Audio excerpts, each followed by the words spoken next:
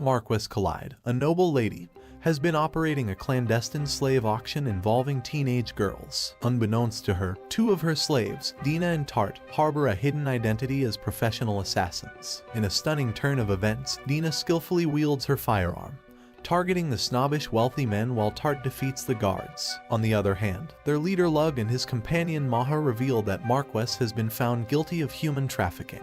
Consequently, Lug readies himself to eliminate Marquess Collide, and the scene seamlessly transitions into a captivating flashback, unveiling Lug's intriguing past. Astonishingly, it is revealed that Lug, known as the world's greatest assassin, was assigned by his organization to mentor a novice girl. However, their covert activities took an unexpected turn when an unmanned reconnaissance drone detected their presence. Despite this perilous situation, Lug's ingenuity and expertise allowed him to successfully evade capture, ensuring the escape of the novice girl under his protection.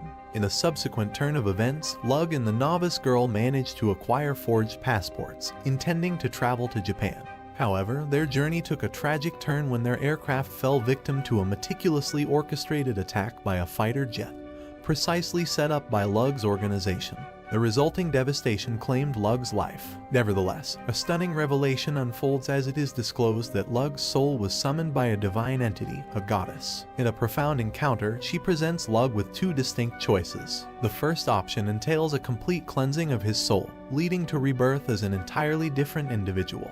His memories would fade away, and he would embark on a new existence as an unfamiliar person. Alternatively, the goddess presents Lug with the second option, a tantalizing proposition. Should he accept, he would be reborn in another realm, retaining all his current memories, knowledge, and experiences. This would allow him to relish a brand new life in a world brimming with swords and sorcery. However, a formidable task would await him: the assassination of the hero. The goddess kindly serves Lug a cup of tea while explaining that being reborn in a new world with his memories is a stroke of great luck. Lug agrees to the second option, as he desires to experience emotions and live a life of his own instead of being a mere tool for others. The goddess proceeds to inform Lug about the world he will inhabit, instilling in his mind all the knowledge about the culture, technology, and the hero he must eventually defeat. Lug notices the presence of magic in this new world and asks the goddess why he must kill the hero. The goddess reveals that, after 16 years, the hero will defeat the demon lord and save the world. However, the hero will misuse his power, plunging the world into chaos, and in 18 years, the world will face destruction. Therefore, the goddess instructs Lug to assassinate the hero before he turns 18. Lug also realizes that the hero possesses exceptional abilities compared to other humans and requests the goddess to grant him the best possible abilities within reasonable limits. As a result, the goddess grants Lug the freedom to select his abilities, providing him with the option to save the world without resorting to the hero's assassination, if feasible. With this in mind, Lug begins choosing his skill cards, commencing with an S-rank skill known as Rapid Recovery. This remarkable ability significantly enhances the speed at which his stamina, mana, and overall healing abilities replenish, granting him swift recuperation in any situation.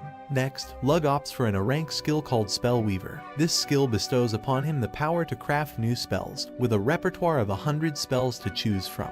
With this skill, Lug finds himself presented with boundless possibilities, enabling him to create unique and versatile magic. Following his selection of Spell Weaver, Lug decides on a B-rank skill called Limitless Growth. This skill allows him to rapidly advance and enhance all of his abilities within a short period. Through this skill, Lug can experience exponential progress, ensuring his continuous development and growth. Continuing with his choices, Lug picks a C-rank skill called Martial Arts. This skill encompasses all the combat techniques and skills essential for an assassin, equipping Lug with the necessary expertise to excel in close quarters combat. Finally, Lug discreetly selects a D-rank skill without disclosing its nature, hinting at a hidden trump card he holds close to his chest. Moving on to the attributes, Lug chooses the fundamental 4 elements: earth, fire, wind, and water, each of which grants him a distinct affinity and connection to the corresponding elemental forces. Upon realizing the discrepancy between his 5 chosen skills and the hero's extensive repertoire of 30 skills, the goddess enlightens Lug about this significant difference. Undeterred, Lug embraces his new life as an infant, reborn into the prestigious Tuatha family of the Alvan Kingdom, a noble lineage renowned for their mastery in the art of assassination. As time passes, 7 years swiftly go by, during which Lug dedicates himself to honing his physical abilities. He becomes adept in the arts of hunting and cooking, employing these skills to foster his physical growth. However, he still finds himself unable to wield magic, longing to unlock this mystical potential within him. In due course, Lug's father, Cyan, summons him to the training room, where a meticulous examination of his physical growth and muscle development takes place. During this encounter, Lug unveils a hidden truth. The Tuatha family, revered as the Alvan Kingdom's top medical experts, possess a clandestine identity as assassins. They carry out the kingdom's secret orders, eliminating those who perpetrate evil acts and threaten the well-being of the realm. Blessed with exceptional talent, Lug ascends to the position of heir within his esteemed family. In a moment of great significance, Cyan bestows upon him the family's precious heirloom, the mystic eyes of Tuatha. This ancient heirloom, a well-guarded secret within the house of Tuatha, underwent magical surgery to enhance eyesight, granting the bearer the ability to perceive mana, a fundamental element of magic. The unique procedure significantly improves dynamic visual activity, depth perception, and low-light vision. Lug undergoes the transformative surgery to acquire the mystic eyes, a procedure that bestows upon him their extraordinary powers. Cyan assures Lug that he will be taught the surgery method in due time, enabling him to further understand and utilize the mystic eyes to their fullest potential. The following day, Cyan introduces Lug to his new instructor in the realm of magic, Daya Vicon. Renowned as one of the top 5 mages in the city of Wigel, Daya assumes the responsibility of guiding and instructing Lug in the intricate art of magic. With Daya's expertise and guidance, Lug embarks on a journey of magical discovery, honing his skills and deepening his understanding of the mystical forces that surround him. Lug's magical training commences as Daya presents him with a Far Stone, a special gemstone used for mana storage. To assess Lug's magical capacity, she instructs him to channel all his mana into the stone. To their astonishment, it is revealed that Lug possesses an immense amount of mana, causing the Far Stone to shatter. Recognizing the potential power of these stones as grenades, Lug eagerly asks Daya for more, but she declines, explaining that Far Stones are revered in her homeland of Vakon and are not given to people from other regions. Later that night, Daya sleeps in Lug's bed, and the following day, she provides him with another Far Stone to determine his elemental attributes. Surprisingly, Lug exhibits proficiency in all 4 attributes, while Daya reveals that she only possesses 2. She then proceeds to teach him how to cast spells by harnessing and converting the attributes of his mana. As Lug practices, he notices unfamiliar letters forming in his mind, and Daya explains that it is a divine revelation from God, signifying that he has mastered a new spell. Despite initial struggles, Lug finds solace and guidance in Daya as she assists him in understanding the intricacies of performing magical incantations. With her patient instruction, Lug gradually grasps the necessary techniques and successfully learns to wield magic. However, he remains determined to push his limits and further enhance his abilities. The following day, with Daya's support, Lug achieves a significant breakthrough by creating gold through a newly mastered spell. As weeks pass, Lug's knowledge expands, and he becomes proficient in crafting lethal weapons such as a sniper rifle and a tank, granting him unprecedented power. Amidst their training, a deep emotional bond forms between Laugh and Daya, their connection strengthening with each passing day. On their final night together, Lug presents Daya with a titanium knife as a heartfelt token of gratitude for her unwavering guidance in the realm of magic. Overwhelmed with happiness, Daya reciprocates by gifting Lug her personal Far Stone, a symbol of their enduring bond. Lug pledges to visit her soon, cherishing their friendship as Daya departs. Later, Lug's father, Cyan, imparts a crucial lesson to him by taking him to prison. Here, Cyan elucidates the concept that humanity itself is a necessary tool for the art of assassination. To solidify this understanding, Cyan guides Lug in performing his first ever kill, targeting a woman named Margaret. Cyan reveals the gravity of Margaret's crimes, which include armed robbery, murder, and arson. Despite her pleas for mercy, Lug carries out the execution swiftly and without hesitation. Using his ability to see mana, 10-year-old Lug searches for someone with magical powers but fails to find anyone suitable. Aware that he must eliminate the hero within the next 8 years, Lug understands the need to find a skilled assistant who possesses mana. However, most individuals with mana belong to noble families or their branches. The following morning, while out hunting, Lug comes across a destitute girl surrounded by a pack of wild wolves. Seizing the opportunity to improve his combat skills, he successfully defeats all the wolves, rescuing the girl named Tart. Grateful for his intervention, Tart reveals that her family is impoverished and struggling to provide enough food. In the winter, when resources are scarce, a traveler informed her that the region of Tuatha beyond the mountain is prosperous. Driven by the desire to alleviate hunger and seek a better life, Tart journeyed here but became lost along the way. Later, Lug prepares a warm bowl of porridge for Tart, providing her with nourishment and comfort. In their conversation, Tart shares that she had a dream in which God foretold a fateful encounter awaiting her. Lug notices Tart possesses mana and assumes that the goddess probably sent her his way.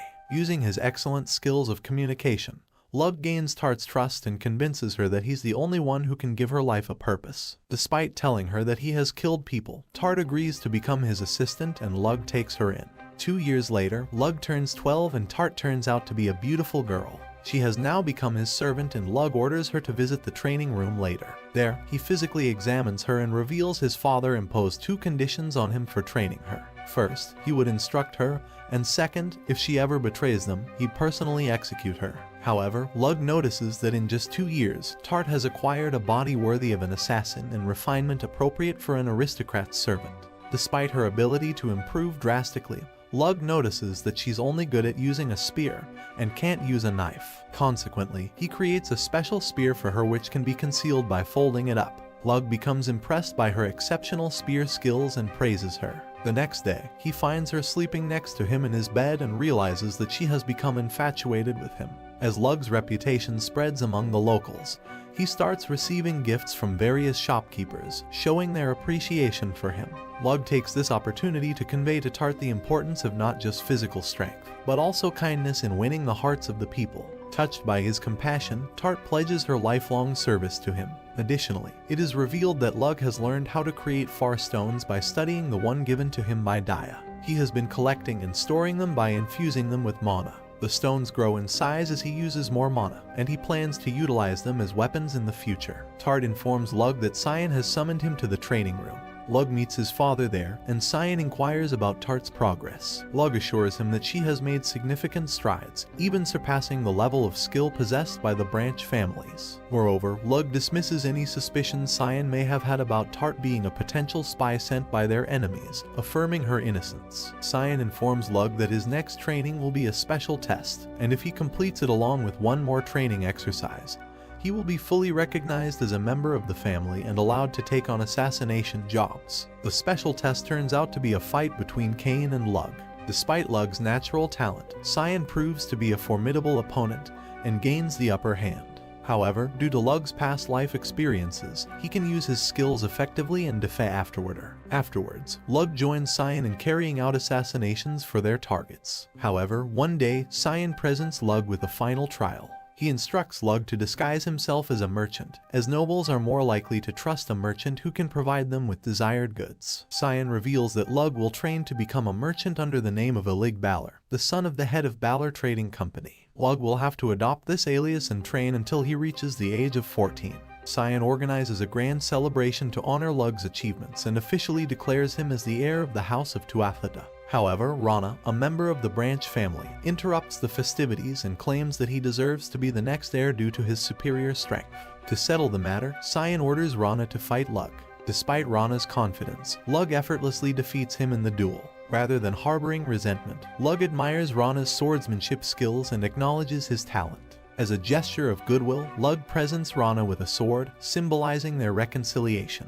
They reconcile their differences and Rana wishes Lug the best of luck for his upcoming trial. The following day, Lug sets off to Miltu, and Tart accompanies him on his journey. Tart and Lug change their appearance to begin their lives. Meanwhile, in the merchant town of Milton, Maha, a young tourist girl, and her friends continue to work hard. They are quite poor and live in a temporary shelter near the road. Unfortunately, one day, all of them are abducted by a group of bandits and are taken far away from the city. Later on, they are forced to live in an orphanage directed by Torin. Noin, one of the girls, tries to rebel, but she is punched by Lloyd Torin's henchmen. Afterward, they are forced to work for Torin, and one day, Viscount Hermel visits the orphanage. Shockingly, it is revealed that the orphanage is a prostitution ring.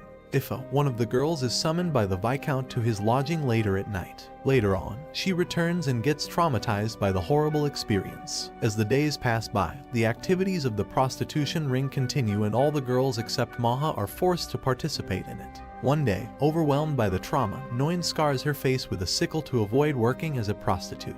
2 years later, Maha overhears Torn talking about her age and the fact that it's her turn now. She gets terrified and prepares to scar her face too, but Lug, under the disguise of Ilig Balor, saves her. Later on, Torin introduces him to the girls and Lug buys Maha. However, Torin promises to deliver her after 3 days and Lug leaves. Later, while getting escorted to another customer, Maha uses magic and tries to run away, but Lloyd, being a magic user himself, intervenes. Luckily, Lug arrives out of nowhere and saves Maha. On the other hand, Viscount Hermel gets arrested for illegal human trafficking thanks to help from Tart. The next day, all the girls are saved and Lug takes Maha with him. As a token of appreciation for treating Baruid, Balor's legitimate son, he becomes indebted to Lug. Furthermore, he manages to create documents and add Maha as Ilig's younger sister and the newest family member of the Balor family. Later on, Balor offers Lug to take care of a new liquor shop, however, he refuses. Instead, Lug decides to open a new cosmetics shop to generate money and to stock merchandise targeted at nobles. In short, he plans to use the store for his assassinations. During the night, Lug realizes he's now 13 years old, which means he only has 5 years to assassinate the hero. He decides to become much stronger while Maha and Tart promise to assist him. They even sleep with him in his bed, and Lug realizes both of them have become infatuated with him. The next morning, Lug describes his business plan to Balor and his wife Mira. He reveals that his primary products will be moisturizers and lotions, as they do not exist in this world. Surprisingly, Mira becomes highly impressed with the moisturizer and approves the plan. Balor, on the other hand, also agrees and instructs Mira to spread the word to her friends. However, Lug reveals that currently, he can only make 200 bottles a week. Furthermore, he claims that other companies will begin to copy them as soon as the selling starts. That's why he has decided to set up the mass production plant back at Tuathida. He also discloses that the moisturizer contains a secret Tuathida medicine. 6 months later, it is revealed that Lug's shop, Orna, has generated massive profit and is always flooded with customers. Maha's friends work at Orna and the store has been growing quickly, partially because of them. Surprisingly, he has also received many invitations from the nobles and princesses from neighboring kingdoms. However, spies from competitive companies are sent to the production plant daily but have failed to retrieve anything. Later at night, a spy prepares to kill Lug, but Tart and Maha capture him. Afterwards, they subject him to extreme torture but are unable to retrieve any information, so they kill him. The next day, Lug leaves Milieu for the time being to visit Daya, while Tart and Maha decide to enjoy their day. Daya teaches him new magic spells and Lug tells her he has decided to sell sweets at his shop soon. After enjoying his whole day with Daya, he departs and promises to visit her soon.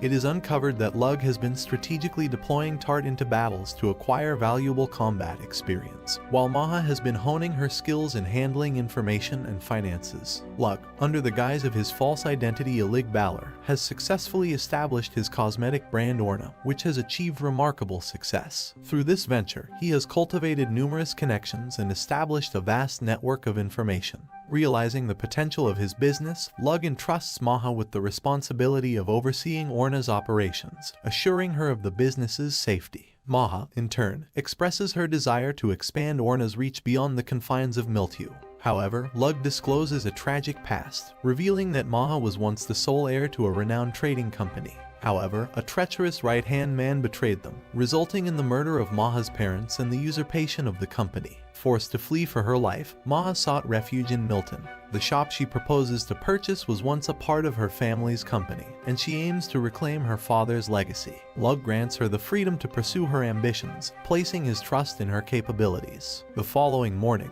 Lug resumes his original appearance and begins his journey back to Tuathida alongside Tart. Along the way, they encounter a group of wild wolves, but Tart skillfully uses her exceptional spear skills to defeat them. Meanwhile, Lug observes an increase in monster activity near human settlements, a sign that the hero's arrival is imminent. Finally reaching home, Lug is warmly welcomed by his mother Esri. He then proceeds to meet his father, who commends his performance in the final trial. However, science suggests that Lug consider pursuing a career as a merchant. Lug, however, firmly rejects this proposition.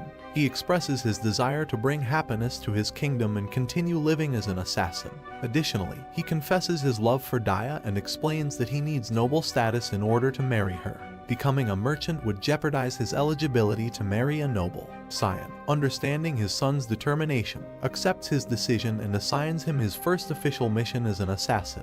Lug's mission involves assassinating Count Asbavenkor, a noble who engages in the illicit trade of selling military secrets to neighboring kingdoms in exchange for drugs. These drugs, known as Visine, are then distributed throughout the kingdom. However, before taking action, Lug decides to verify Asba's guilt. He contacts Maha and requests assistance from Orna's connections to uncover the truth. The following day, Esri presents Lug with several pictures of young noble ladies, suggesting that he consider marrying one of them. However, Lug rejects the idea. Later, accompanied by Tart, he travels to Paisar, a prominent merchant town second only to Miltiu. While there, they come across a young child selling gooseberry jam in a deserted alley. Sensing something amiss, Lug and Tart confront a group of criminals involved in the sale of Vesine. Realizing the danger of the drug, Lug returns to the young girl who leads them to her mother. Lug is shocked by the devastating side effects suffered by the drug-addicted woman. Employing a medical technique, he manages to extract and eliminate all traces of the drug from her body. Back at Tuathada, Maha delivers a message to Lug, unveiling that Count Asbavenkor is the mastermind behind the production and distribution of Vesine. Vesine is derived from a perennial plant called Vise and provides temporary pleasure. However, once the effects wear off, individuals suffer the same tragic fate as the mother of the young child they encountered earlier. Additionally, it is discovered that the Count spreads the drug to other regions under the guise of mafia involvement, claiming that the drug passes through his territory. With his doubts dispelled, Lug resolves to assassinate Count Venkor. The following day, accompanied by Maha, they make their way to the Count's mansion. Maha proposes that she and Tart assume the roles of Lug's mistresses. Meanwhile, Lug and Maha disguise themselves as sellers from the Orna shop. Upon their arrival, they are greeted by the Countesses Venkor, who express great delight with the products from Orna. Suddenly, Count Venkor himself appears and expresses his gratitude to Lug for satisfying his wife's desires. During the night, Lug employs his mystic eyes to locate Count Venkor, who possesses mana. With a sniper rifle in hand, he successfully carries out the assassination.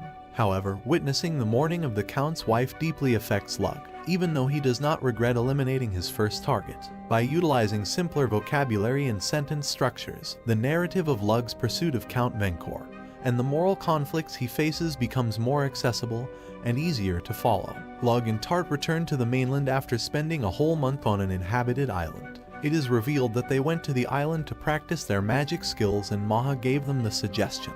Maha then informs Lug that she has both good news and bad news. The good news is she found the divine treasure Lug asked her about. This divine treasure is a tool that possesses unbelievable abilities that can't be made by human hands. These treasures have existed since ancient times and can't be destroyed as they're highly valuable items. Maha reveals that the treasure she found is the magic spear called Gibalg.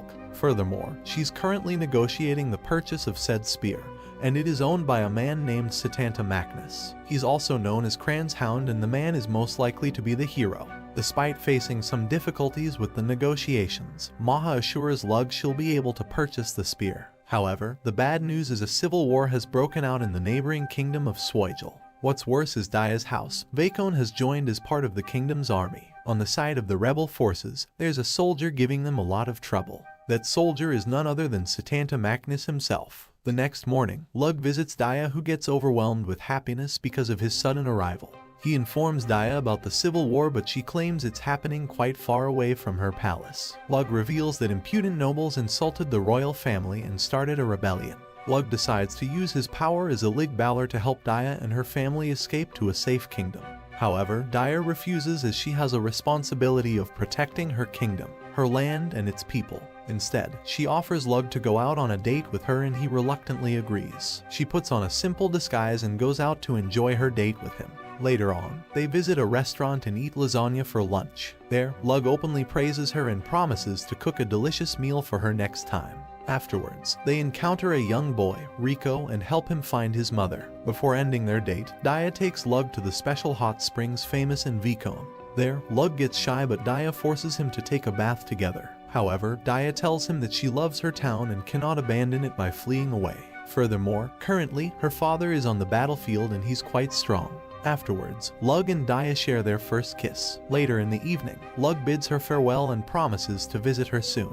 The next day, back in Tuatha, a wounded soldier orders Lug to assassinate Daya. However, Cyan informs Lug that he can decline the job if he wishes. Lug reveals that any association with the noble house of Vicon could escalate into an international problem, considering that House Tuatha carries out assassinations for the Alvan Kingdom's benefit. Lug believes that killing Daya would not serve their interests. Nonetheless, Cyan discloses that House Vicon fought for the royal army in Swoigel's civil war, resulting in their defeat. Consequently, Count Vicon surrendered a significant portion of his wealth and land. In an effort to prevent bloodshed, he ordered Daya's execution, surprisingly, with Daya's consent. The issue now lies in Vicon's vassals, who refuse to surrender Daya. They even attacked the envoys sent to retrieve Daya. Given House Vicon's popularity, not only their vassals but also their people have formed a volunteer army. They have barricaded themselves inside the castle, keeping Count Vicon and Daya confined within. Count Vicon, being treated as the instigator of a civil war, finds himself under attack as the army has already been dispatched to his castle, and the fighting has commenced. To Lug's astonishment, it is unveiled that it is Count Vicon himself who desires the execution of Daya. However, this is merely a ruse, as Count Vicon intends to feign Daya's death to facilitate her escape. It is the only viable means of saving her, and only the Tuatha possess the necessary capabilities. Lug recognizes that, as an individual, he possesses the agency to make his own judgments, choices, and desires. Ultimately, he embraces the job and resolves to rescue Daya for 3 compelling reasons. First, he feels indebted to her for imparting her knowledge of magic to him. Second, he harbors deep feelings of love for her. Third, he has made a promise to assist her. To Lug's surprise, Cyan discloses that Esri is a daughter of House Vicon, thereby making Daya Lug's cousin. Tart decides to employ her wind spell to aid Lug in reaching Vicon and conserve his magical energy to the fullest extent possible. Later on, Tart reaches her limit, but she resolves to give her all in order to help Lug reach Vicon. Unfortunately, Tart's mana depletes midway through their journey, but Lug expresses his gratitude and assures her that he will return with Daya. Subsequently, Lug finally arrives at Vicon's location, only to discover that the enemy numbers reach approximately 15-0, significantly outnumbering the Vicon forces, which consist of less than 200 individuals. Moreover, the enemy possesses a greater number of magic users. Despite this glaring disadvantage, Lug wonders how the Vicon forces are managing to hold their ground. Lug comprehends that they are in the midst of a war, and his victory conditions involve both rescuing Daya and staging her death. With strategic acumen, Lug fabricates a sniper rifle and decides to ruthlessly eliminate anyone attempting to take Daya, showing no mercy. He skillfully targets and neutralizes the enemy's magic users, employing the Far Stones as grenades to sow chaos among their ranks. This strategic disruption successfully enables Lug to clandestinely infiltrate Daya's room. Daya is overwhelmed with joy upon reuniting with Lug. Meanwhile, Count Dimmer Vicon devises a plan in collaboration with Lug. He discloses his intention to lure the enemy towards him, engaging in a destructive rampage, only to disappear after ensuring the escape of his allies. Subsequently, he will regroup and prepare for a counterattack, aiming to restore the kingdom to its rightful rulers. In parallel, Lug reveals his plan to stage Daya's death by setting fire to the room, attributing her demise to suicide. To execute this plan, Lug utilizes the corpse of a fallen soldier to simulate Daya's lifeless body. Lug instructs Daya to leap out of the window and exclaim, "It pains me to witness others getting harmed because of my existence, and I will not be subjected to anyone's control." Once she has completed this action, Lug intends to seal the window and ignite the room. As Daya prepares for her role, Lug senses an imminent threat closing in on them. Suddenly, they are assaulted by Satanta Magnus, who employs Gibalg, disrupting and destroying their carefully constructed plan. In response to Satanta's activation of the S-rank skill Berserk, Lug summons a tank and fires at him, sending him flying momentarily. However, Satanta's increased physical and magical abilities make it clear to Lug that he is currently outmatched. Count Vicon advises Lug to flee with Daya, revealing that Satanta was the one responsible for ending the civil war. Nonetheless, Satanta challenges Lug to a duel, offering to withdraw his forces entirely if he loses. Additionally, he asserts that he would never permit his forces to target Vicon again. Realizing that he cannot escape Satanta's pursuit, Lug accepts the challenge. Despite the slim chances of victory, Lug decides to rely on his assassination techniques to confront Setanta. Accompanied by Count Vicone, Lug takes to the battlefield and quickly realizes the overwhelming strength possessed by Setanta. To everyone's astonishment, Setanta reveals that if Lug were to perish, he would abduct Daya and mercilessly slaughter everyone else. Lug demands that Setanta withdraw his soldiers prior to the commencement of the battle. Subsequently, he utilizes an assassination spell inspired by a space-based weapon known as Rods from Gods. This devastating weapon, akin to a nuclear weapon, involves dropping a matter-based weapon from orbit. By launching a tungsten spear into space and skillfully directing the matter-based weapon towards Setanta, Lug succeeds in incinerating him. In the aftermath, Lug miraculously survives, and Daya, overwhelmed with gratitude, vows to repay him in her own way. In a moment of heightened emotions, Lug surprises Daya with a kiss, causing her to burst into tears of joy. Later on, Lug returns to House Tuatha alongside Daya, resuming his normal life. It is revealed that Daya's true identity has been concealed, and she assumes the role of Lug's younger sister, despite being 3 years his senior. Furthermore, Cyan discloses that the appearance of a hero in the Alvan Kingdom suggests that Setanta was not the true hero. Lug realizes that the Demon Lord's emergence is imminent, while Lord Epona Rhiannon, the hero, lands in the Alvan Kingdom.